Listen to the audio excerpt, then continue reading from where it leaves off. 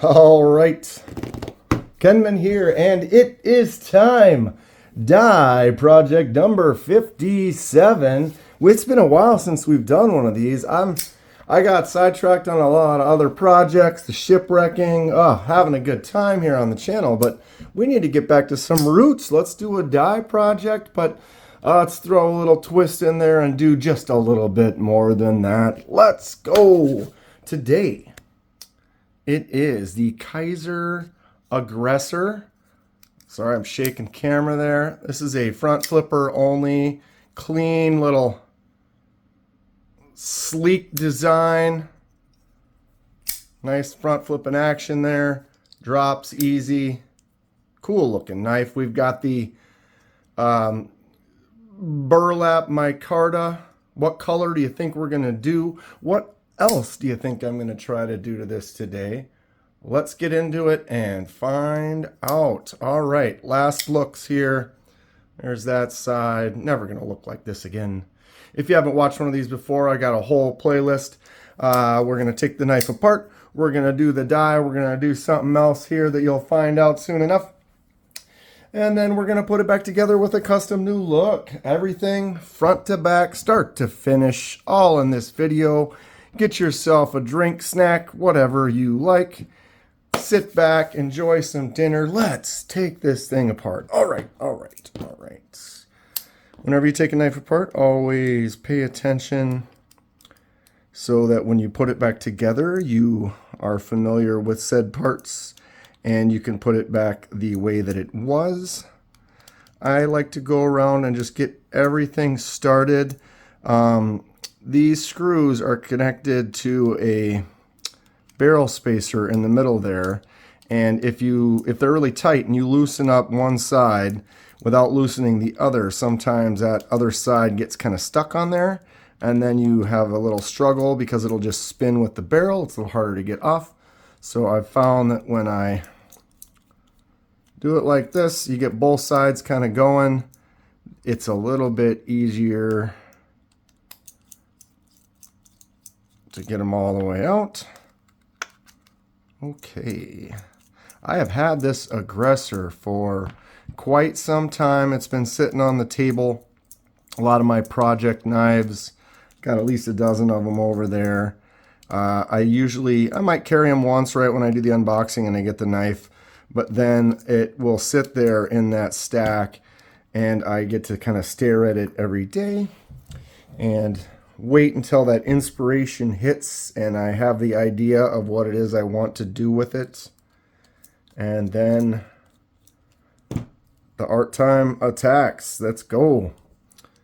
I've been kind of holding off on something, which we've got here. We're going to do some stuff to the blade. I have some ferric chloride. We'll see if we can get a little etch going on today. All right, we have scale number 1. Got that liner. Notice the blade. These bearings are the same on both sides, so it doesn't really matter. Sometimes they have different sides. I like to pay attention and put it back the same way that it was. Notice the side without the pocket clip has the larger captive pivot piece. And we are totally falling apart here now. There is that back spacer, other one, boom, boom, and boom. And then we're going to take these little barrel pieces out because this is also micarta, so we might as well die that as well. There we are disassembled. I am now going to transfer over. We'll go to the kitchen and start the die of these scales. And boom. All right, we're here. No time to waste. Let's get these things in. I've got them on these hooks so it's easy to remove. I'm going to swish it around in the die, make sure there's no air pockets or bubbles so I get a nice even coating of dye while they're soaking in there. And they're in.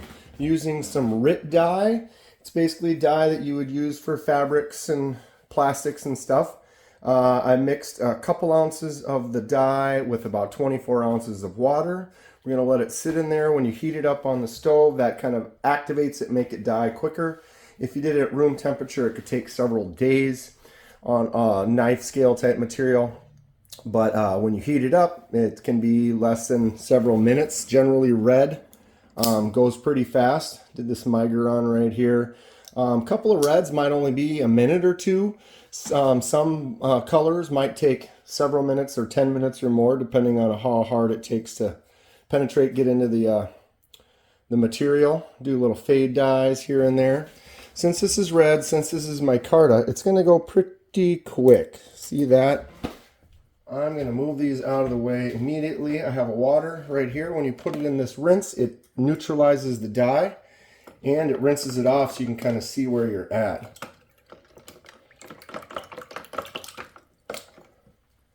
Wow, see, we're already at this kind of dark brown. The problem with micarta is when it's wet, it is a lot darker than it appears. So you need it to dry to actually get the full coloration. We're going to drop them back in for another minute here. I did not put the backspacer in. I'm going to drop that in right now. The backspacer, because it's sideways and you're only seeing the edge, you don't need to leave it in the dye as long. The edge will get darker much quicker than the side will. So don't really need that in there quite as much, but we do want them to kind of match. So in they are, in they sit. All right. Probably wait just a couple more seconds here. And because it's micarta, we just don't know. So I am going to pull these out. They're definitely turning red and kind of dark brown. The color is always going to mix with the color that you start with. So if you start with brown, you're adding red to the brown. So it's going to be a combination of those two colors. If it was white and you were mixing red, it's white and red. That combination is going to be mostly red, but the white will make it a little brighter, a little lighter. If you use jade, that jade green is going to also have an effect. So you got to remember, you were always adding color to whatever color it already is. You can't make something white. There is no dye for white. You can bleach it all you want, but you can't really make something white. But you can make it darker. So starting with white is your, just drop that in there, is your best option for getting as true to the color or the natural color as you want. Jade kind of throws it off. So if you're doing red on white, you'll get mostly red, like this red here. And if you do it on jade, you're going to get more of a brownish orange like that there. This is a dull brown micarta, so it's definitely going to be a darker maroon, which is fine. I'm excited for it. All right, so we are going to dry these off and see where we're at, decide if we want to put them back in for a little bit. And so I'm going to cut to that now. Boosh, all right. And you thought all we were doing was dyeing this? Yeah, maybe I gave you a hint. We're doing a little more. I'm going to take this blade, clean it off with some acetone. Basically, I'm going to go around, make sure it's nice and clean. There aren't any fingerprints on it, any marks. We are going to do an acid etch here and give it a little pattern, a little flare, a little extra. This is something I just started doing. Excited to continue testing out different types of modifications that can be done with your pocket knives. All right, so just this basic pure acetone. Make sure you're in a good ventilated area. Wipe it off really good. Make sure you don't leave any interesting marks. All right. There it is. Now we'll set that down, let that dry. And before we do the acid etch, I am not going to etch the entire thing. I'm going to try to do a little false hamon pattern on this one. Make it look like a miniature sword to an extent. So we're going to use fingernail polish as a resist. All right. So the area that we resist will stay the silver and the rest will get darker. So I am going to start off right in here.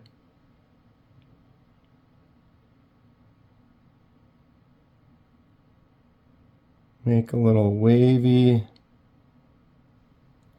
pattern across the side of this blade and up.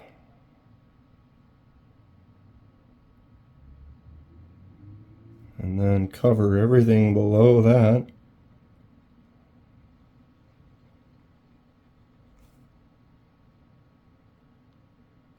And I'll actually go all the way up over that Kizer logo right there. Keep it all exposed on the untouched section here.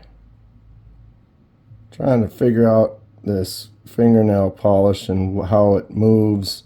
Try to get better lines and stuff. That seemed to work a little bit better than the last one that I did. Okay, so we're gonna go right about here. A nice little wavy false hamon pattern, which you would get if you were hand forging and folding the steel, having the layers, doing something like a sanmai, where you're doing a sandwich blade. You can get this line. So I'm trying to make it look like it's a more fancy steel by doing this.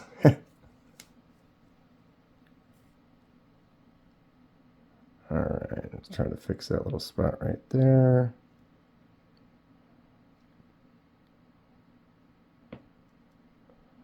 Okay, and right across that little area.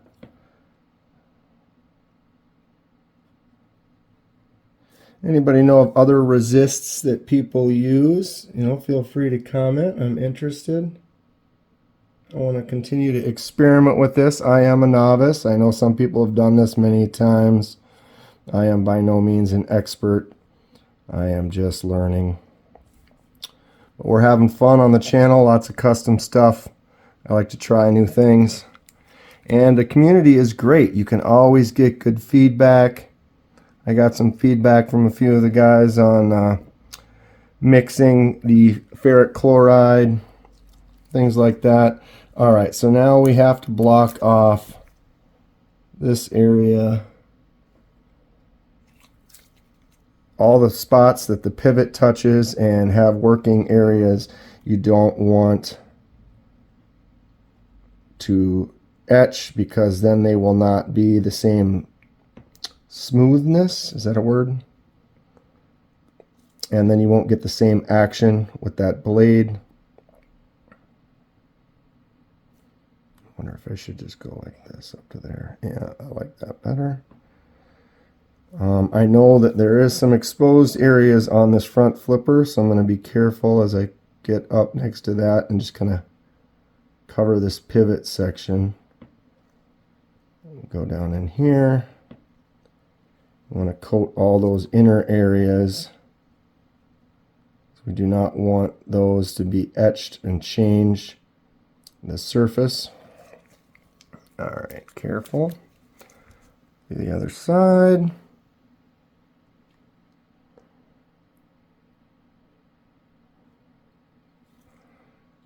All right. So we're going to go ahead and just get this whole section done. Keep this all silver over here. Get some in that, sorry, detent ball hole so it doesn't change. Might even go up just a little bit higher on this section right there.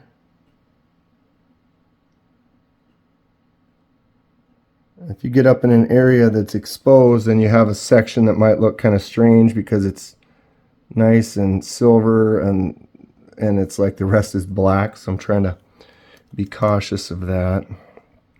All right. So now let's get this side protected here. And we should be good to go. All right, we've got it coated all the way across there, all the way across there. Inside this is good. All right, and the front flipper section is still there. All right, so I'm gonna let this dry off and we will get ready for the next step. All right, here's the blade. We've got it all prepped, both sides ready to go. I have a mixture of ferric chloride and apple cider vinegar that just makes it underneath. So we're going to basically submerge that in there, let her sit for a couple minutes, check on it. We'll be right back. All right, it's been about a minute or two here. I'm not trying to go super dark on this one, so I'm not going to leave it in for a really long time. We're probably almost good to go now. We're going to let it go one more minute, and then we're going to yank her out. All right, it's been another minute here. I got a light to kind of give me a little help. I'm going to transfer this over into this water, which kind of will neutralize the acid, kind of show us. It looks like it's darker. It's kind of tough to tell because you don't have the original to go off of. So I've got a couple little jars of water here to rinse it off. I'm going to take it out of this one. Now I'll go straight into this one here. There we are. All right, I'm going to finish cleaning this off and or drying it off. We'll move to the table. We are back at the table. It looks like it's darker. I'm pretty happy with it. The next step is to clean all this off with some acetone. So I'm going to time lapse that, just kind of save you a little bit of the effort. So we'll do that now.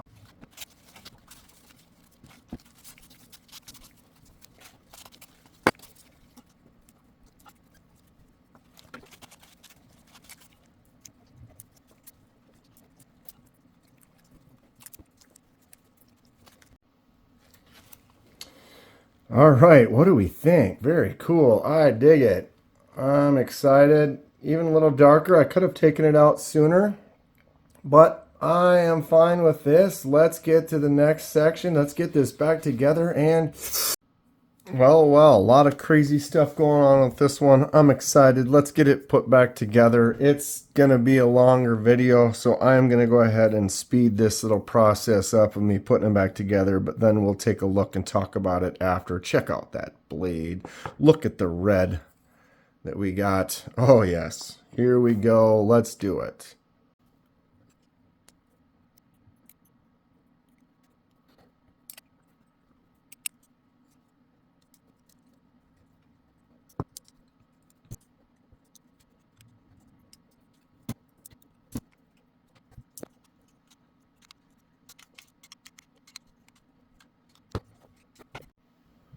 Okay, we have done it. It is complete. The blade is centered. I missed a little fingernail polish on the tip right there. Ooh, that's too tight. Gotta loosen that up. All right, so when the blade is open, you do not want play, so that is a little loose. We need to cinch it back down. Looks like it is centered. Flips out nice. There it is. Oh, check this out. Okay. Blade is still a little loose. That's solid. Sometimes you might have to put a little Loctite in some of them. All right, there we are. We've done it. Die project number 57 complete. And one of the first acid etch on a blade. What do we think about the finished product here? Ooh, check it out. I love this red. It turned out really good. That couch micarta, whatever, the burlap, it made it really dark in between, and then all the little lines kind of got more of that red color. I love how that turned out. And then the blade acid etch with the ferric chloride kind of made a little fake little Hamon line, a little high. Probably could be a little lower if it was going to be realistic looking like that. It seems that the action drops nice, flips open really good. Success. Comment below. What do you think? You want to see some more stuff like this? I'm definitely going to get into more acid etching and probably doing some stone washing and some more crazy patterns and stuff like that. What do we think about the final product? Ooh, flips good. Let's double check what I did here. Where it comes around, stay in focus, closes, and then it goes right over that edge because that's the spot as it comes around and contacts back here. I think it looks clean. Covered up the numbers there, but they still kind of, it says Aggressor. I can still see that there. I dig it. I'm happy. That was fun. Die Project 57 in the books. Stay sharp. See you soon.